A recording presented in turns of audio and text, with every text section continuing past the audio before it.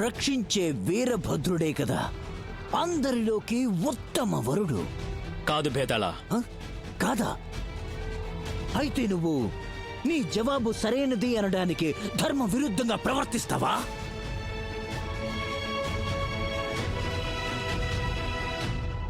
భేతాళ, ధర్మానికంటే గొప్పది జీవితం. అసలు జీవన ధర్మం ఏమిటంటే భేతాళ, ఒక స్త్రీ ఎలాంటి పురుషుని వివాహం ఆడాలంటే అతను స్త్రీకి స్వతంత్రంగా జీవించే అవకాశం ఇచ్చేవాడు అయి ఉండాలి. ఇక స్వయం ప్రభకి ఆ అధికారం కేవలం కవి పుష్కరుడే ఇవ్వగలడు. నువ్వు సమ్రాట్వా కవివే? కవి పుష్కరుడు గురించి నువ్వింత నమ్మకంగా ఎలా చెప్తున్నావు విక్రమా? ఈ కథని మేమెంతో శ్రద్ధగా విన్నాం భేతాళ. కనుక మాకు తెలుసు నువ్వు మాకు పూర్తిగా కథ చెప్పలేదు. కథ అంతిమ భాగం నువ్వు నీ మనసులోనే దాచుకున్నావు. మనసులో దాచుకున్నానా? లేదు లేదు లేదు లేదు లేదు నేను నీకు మొత్తం చెప్పేశాను. అయితే మరి చెప్పు, వారి మధ్య ఏం జరిగింది? స్వయం ప్రభ పుష్కరుణ్ణి వెళ్ళి కలిసిందిగా.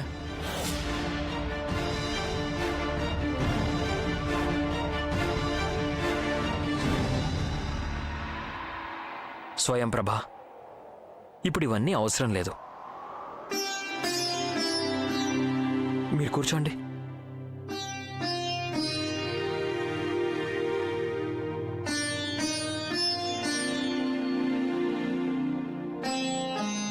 మీరు మాతో ఏమైనా చెప్పాలనుకుంటున్నారా?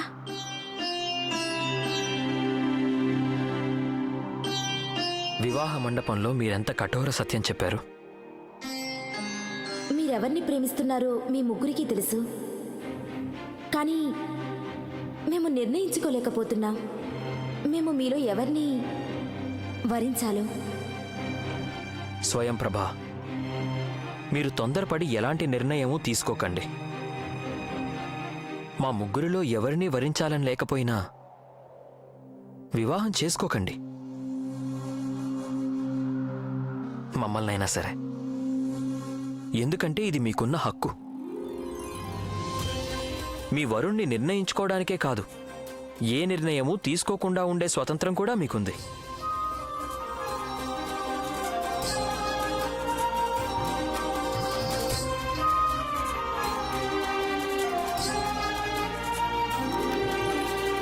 భేతాళ, ఈ కారణంగానే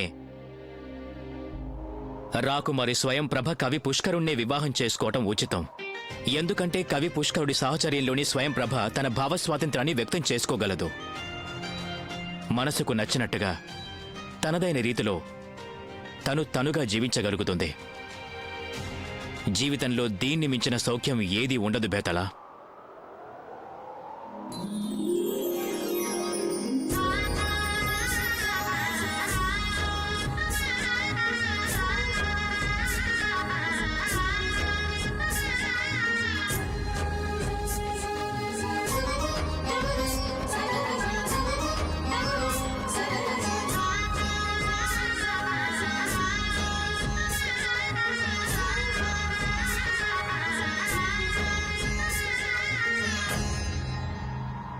విక్రమా, నువ్వెంతో అద్భుతమైన జవాబు చెప్పావు. నాకు మాట చెప్పు, కవి పుష్కరుడు అంతగా ఏ ధర్మాన్ని పాటించాడు? ఇలా కూడా అయ్యుండొచ్చుగా. అతడు స్వయం ప్రభకి అధికారాన్ని ఇవ్వకుండా ఆమెకి ఉపకారం చేశాడేమో. ఆమె స్త్రీ కనుక తన గొప్పతనం చాటుకోవడానికి ఎటువంటి నిర్ణయం తీసుకోలేదేమో. భేతాళ, కవి పుష్కరుడు మానవతా ధర్మాన్ని పాటించాడు. ఇతరుల అధికారాన్ని గుర్తించడం, నిర్ణయించుకునే స్వేచ్ఛనివ్వడం, ఇదంతా ఒక గొప్ప వ్యక్తికే సాధ్యం. విక్రమా, నీ జవాబు అత్యుత్తమంగా ఉంది. పుష్కరుడు మానవతా ధర్మాన్నే పాటించాడు. అందుకే చూడు, నీ మార్గం కూడా తెరుచుకుంది.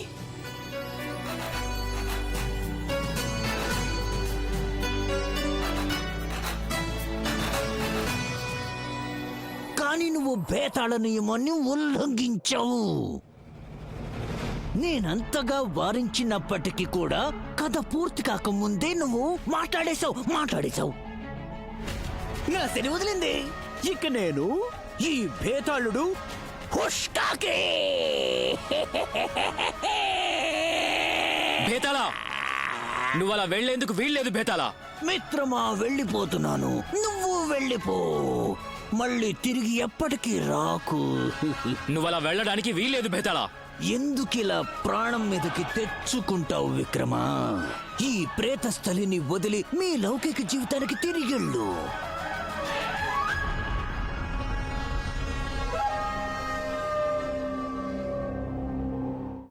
ఇప్పుడు నీకు చెప్పాలంటే ఎలా చెప్పాలి?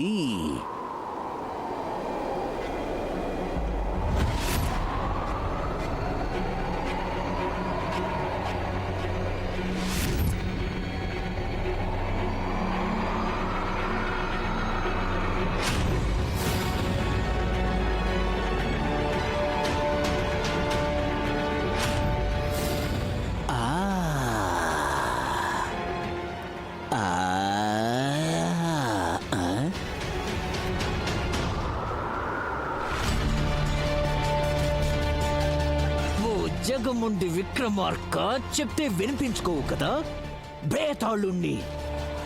ఇప్పుడు చూడు ఈ భేతాళుడి తడాకా.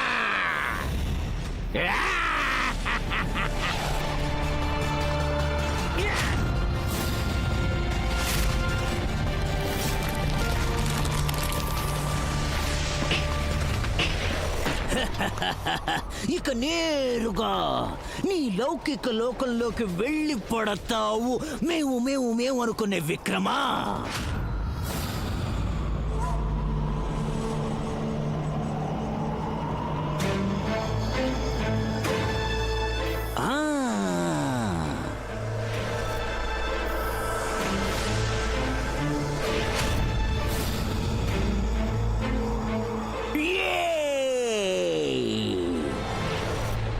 వెళ్ళాడు,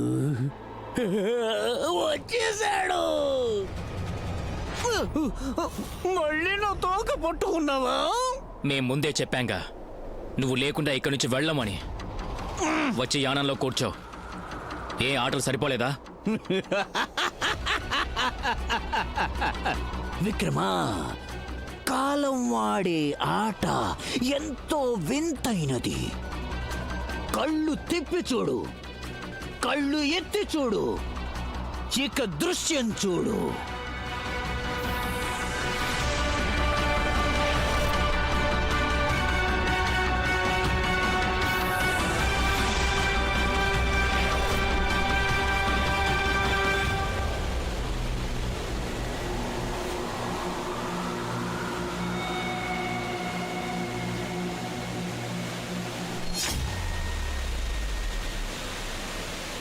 ఇదేమిటి రాజా విక్రమాదిత్య, ఒట్టి చేతులతోనా?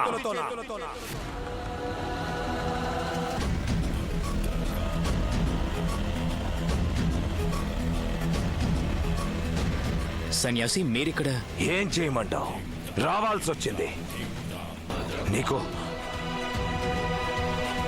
నీకు అర్థం కాదు. నేను ఇంత ఆతృతగా భేతాళుడి గురించి నిరీక్షించాను. ప్రతి క్షణం నేను ఒకటే ఆలోచిస్తున్నాను, ఇదిగో మహారాజు భేతాళుడిని తీసుకొని వచ్చేస్తుంటాడు, అదిగో వచ్చేస్తుంటాడు అని. మహారాజు అయితే వచ్చాడు, కానీ ఒట్టి చేతులతో. మీరు చింతించాల్సిన అవసరం లేదు సన్యాసి. మేం మీకు మాటిచ్చాం, భేతాళుడిని తీసుకొస్తామని. తప్పక తీసుకొస్తాం. ఇలా ఒట్టి చేతులతో తిరిగొస్తే చింతించక ఎలా ఉంటాను మహారాజా? నాకు అనిపించింది చేసి చూపిస్తాను అని గర్వంగా చెప్పే మహావ్యక్తి మహారాజా విక్రమాదిత్య. ముందు దీనికి సమాధానం చెప్పు. అసలు నువ్వు ప్రేతస్థలికి వెళ్ళావా లేదా? ఆ భేతాళుణ్ణి కలిశావా లేదా? మేము ప్రేతస్థలికి వెళ్ళడమే కాదు, ఆ భేతాళుడిని కూడా కలిసాం సన్యాసి. మరి అతన్ని మేము ఇక్కడికి తీసుకుని బయలుదేరాం. కానీ ఆ జిత్తుల మరి మాటల్లో పడిపోయావా? చక్రవర్తి సమ్రాట్, ఆ ప్రేతాత్మ చక్రవ్యూహంలో ఇరుక్కున్నావా? నేను ముందే వారించాను కదా. మీరంత కంగారు పడాల్సిన అవసరం ఎంత మాత్రం లేదు సన్యాసి. మీకన్నా ఎక్కువగా మేం వ్యాకుల పడుతున్నాం. మీ రుణభారం తట్టుకోలేమేం. కాస్త సమయం పడుతుంది, కానీ మేము భేదాలుని తప్పక తీసుకొస్తాం.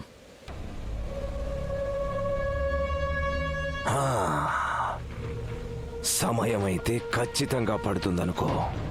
అసలు ఆ భేతాళుణ్ణి ప్రేతస్థలి నుంచి రప్పించడం అంటే యుద్ధం చేసి సమస్త లోకాన్ని జయించడం కన్నా ఎంతో కఠినమైంది. సమయమైతే పడుతుంది. అంత నిరాశ పడకండి సన్యాసి. మీరు ధైర్యంగా ఉండాలి. అన్నట్టు ఇంకో విషయం, విక్రమాదిత్యుడికి తన పనిలో వేరెవరి జోక్యం ఇష్టం ఉండదు. అలాగే రాజుగారికి ఏది సమ్మతమైతే అదే సరి. ఒకటి గుర్తుంచుకో,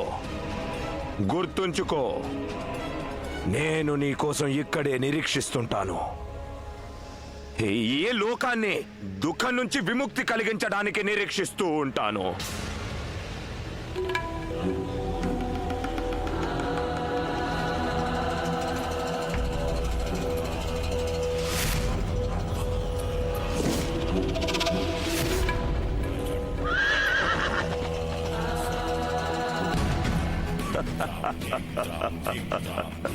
విక్రమా, నాకు బాగా తెలుసు నువ్వు బేతాళుణ్ణి తప్పక వెంట తీసుకొస్తావని. ఎందుకంటే సమస్త లోకంలో కేవలం నువ్వొక్కడివే ఈ అసంభవాన్ని కూడా సంభవం చేయగలవాడివి నువ్వొక్కడివే అని నాకు తెలుసు. ఇన్ని శతాబ్దాలుగా మౌనంగా ఉన్నాను. ఇంకొన్ని రోజులు నిరీక్షిస్తాడు మీ ఈ సన్యాసి.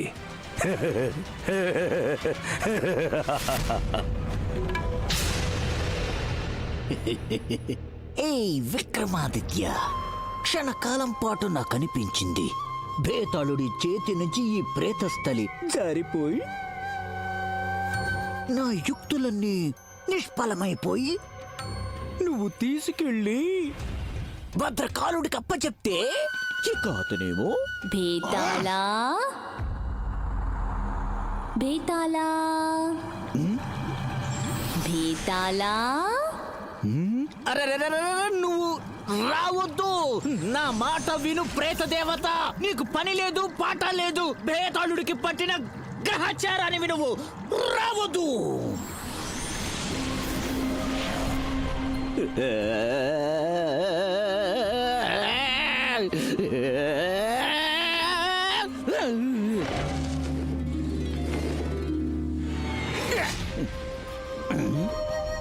ఎన్నో కబుర్లతో వచ్చేసింది ప్రేత దేవత. ఏంటి విషయం బేతాళా? నీ కర్మని నువ్వు ఏమి చేయలేవు, కానీ నీ మనసు మాత్రం ప్రశాంతంగా ఉండేది. అయితే ఈ రోజు ఏంటి ప్రసన్నంగా ఉండే నీ మనసులో భయం ఏదో మొదలైందేంటి? నువ్వు దాపురించావు కదే ప్రేత దేవత. నేనా విక్రమానా? ఒప్పుకోకపోయినా బేతాళా, నేనొక ప్రేత దేవతను. ఉన్నదున్నట్టుగా చెప్తాను. నీలో దాగిన ఆ భయం గురించి నేను తప్పక ఆలోచిస్తాను. అలాగే నీ మనసులో ఉన్న అనుమానాలన్నీ నివృత్తి చేస్తాను. దీనికన్నా విక్రమార్కుడే చాలనయో. అతను నేను చెప్పింది కనీసం వినేవాడు. కానీ ఇది దీని మాటలే కాదు, దీని చేతలో అంతు చిక్కవు. మహారాజా, ఆ ప్రేతస్థలిలో సూర్యకిరణాలు సైతం ప్రసరించవంటారు.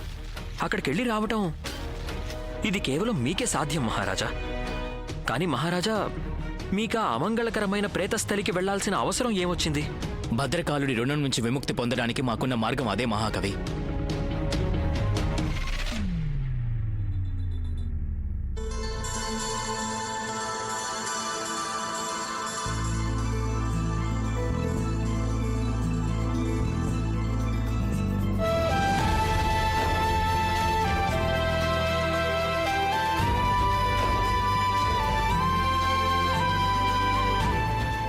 మీ వంటి వీరనారి కళ్లల్లో కన్నీళ్ళేమిటి మహారాణి?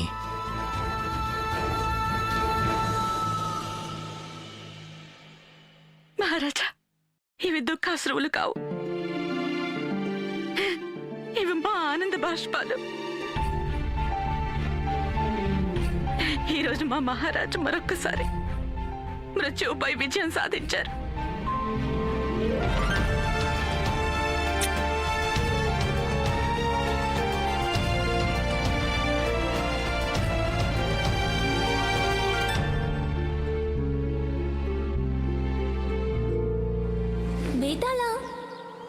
చాలా విర్రవీగిపోయేవాడు కదూ ఈ ప్రేతస్థలిలోకి ఎవ్వరూ రాలేరు అని. చూసాగా వచ్చేసాడు విక్రమాదిత్యుడు. ఏ దారుణ వచ్చాడో అదే దారుణ విఫలమై వెళ్ళిపోయాడు కదా మీ రాజా విక్రమాదిత్యుడు. మరి బేతాళ గుర్రపు స్వారీ తెలిసిన వాడే కదా దాని మీద నుండి పడిపోతాడు. అది కాక నీలాంటి పదబెక్కిన గుర్రాన్ని అయితే కేవలం రాజా విక్రమాదిత్యుల వారే లొంగదీయగలరు. ఏం ముదనష్టపుదానా, కొంచెం ఈ బేతాళుడి పక్షాన ఉండొచ్చుగా. బాధగా ఉందా? నిజం ఎప్పుడు నిష్ఠూరంగా ఉంటుంది. అది కాక ప్రేతదేవత ఉన్నదున్నట్టుగానే చెప్తుందాయే. బేతాళ 1100 ఏళ్లగా ఈ చెట్టు పట్టుకునే వెళ్లాడుతున్నావు. విముక్తి పొందాలని ఆలోచనే రాదా అసలు నీకు? ప్రేతదేవత గత 1100 ఏళ్లుగానే నీ ప్రేతస్థలిలో ఉంటున్నానంటే అది కేవలం ఆ భద్రకాలుణ్ణి చంపడానికే. ఆ భద్రకాలుణ్ణి చంపే ఉపాయం ఈ లోకం మొత్తంలో కేవలం ఈ బేతాళుడి దగ్గరే ఉంది. బేతాళ చూడు, అప్పుడప్పుడు నీ మాటలు నాకు అస్సలు బోధపడు. నిజంగానే నువ్వు 1100 ఏళ్లుగా ఈ వృక్షంపై భద్రకాళిలో జీవం రావాలని నిరీక్షించుంటే ఇప్పుడు దేనికి ఆలస్యం? వెళ్ళి అంతం చేసే ఆ భద్రకాళుణ్ణి. నేను భద్రకాలుణ్ణి ఒంటరిగా అంతం చేయలేను కనుక నాకు ఇంకొకరి సహాయం కూడా అవసరం. ఇక 1100 ఏళ్ల తర్వాత ఇప్పుడు నాకేమనిపిస్తుందంటే అలాంటి వ్యక్తి నాకు దొరికాడని. ఎవరు?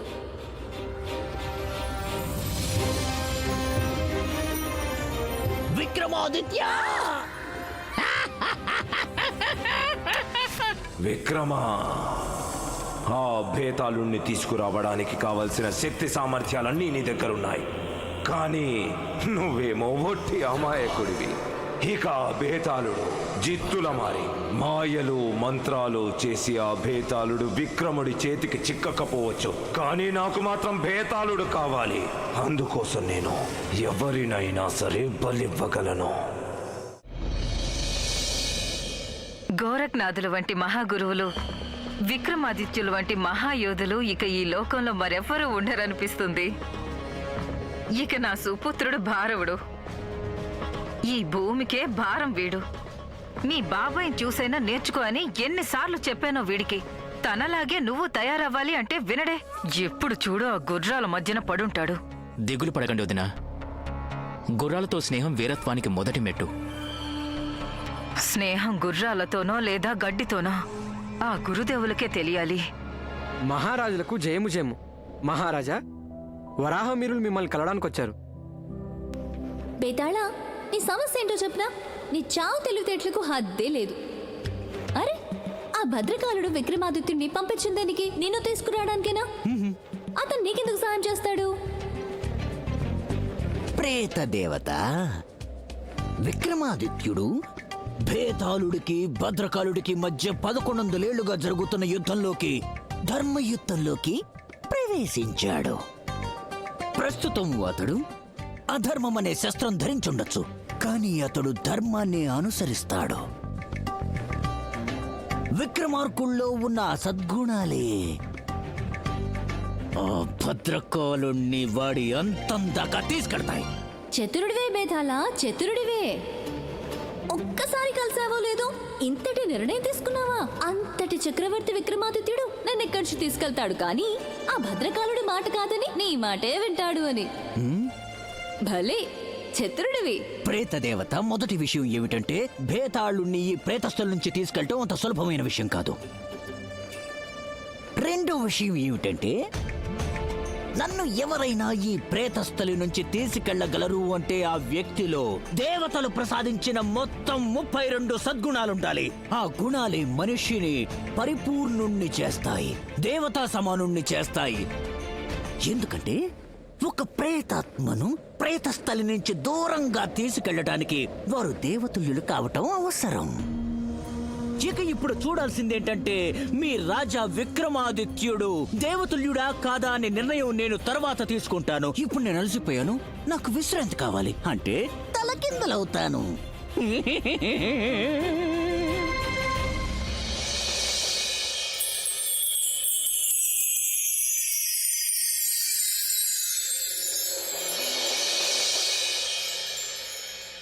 మహారాజా, ఆ సన్యాసి భద్రకాలుడు మన రాజమహల్లోకి ఏ క్షణంలో అడుగుపెట్టాడో నేను దాన్ని ఆధారంగా చేసుకునే ఈ జాతకాన్ని తయారు చేశాను. కానీ ఈ జాతకాన్ని బట్టి అతని జీవిత వివరాలేవి తెలియడం లేదు.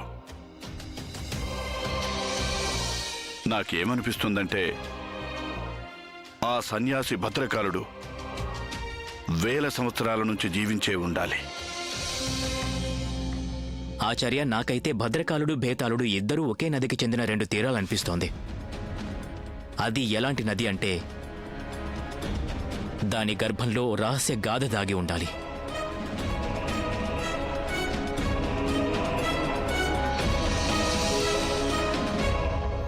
రహస్య గాథ అయితే ఖచ్చితంగా దాగి ఉంది విక్రమాదిత్య. ఆ గాథని అర్థం చేసుకోవడానికి మనిషిలో జీవితాన్ని సార్థకం చేసుకునే ఆ 32 గుణాలు ఖచ్చితంగా ఉండాలి. మరి ముఖ్యంగా గుణాల్లో మానవత్వం ప్రప్రథమమైన గుణం.